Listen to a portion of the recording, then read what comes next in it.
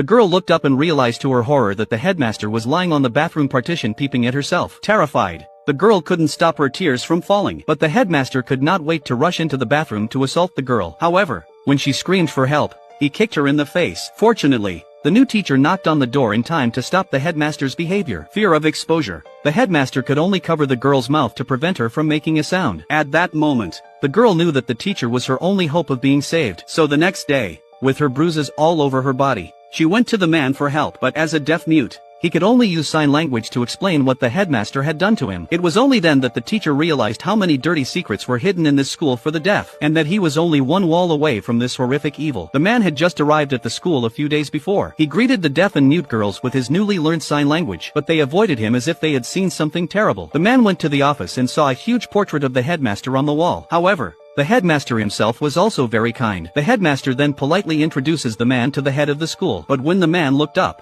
he realized that the two men looked exactly the same. Then he realized they were twins. Then he arranged for the man to start classes tomorrow. But the superintendent seemed to have something to say. As soon as he left the room, he held out 5 fingers to the man. The man gave him a high five. But he clearly misunderstood him. He knew it wasn't easy to get into this school, but he didn't realize they were taking bribes for nothing. So he called his mother to get the money. The next day, the man stepped up to the podium and put a bite of the apple on the desk for the class to trace. When he saw Lucy, who had been avoiding him that day, he crouched down and praised Lucy's talent. But when he looked up, he saw Ella at his desk, eating an apple, the same one she'd just put on the table. At that moment, a boy was half an hour late. The man wanted to warn him, but he saw that his face was covered in bruises. So he went to the office to ask the teacher why. But the teacher seemed to be avoiding the question. The man sensed something strange and decided to find out what kind of abuse the children had suffered.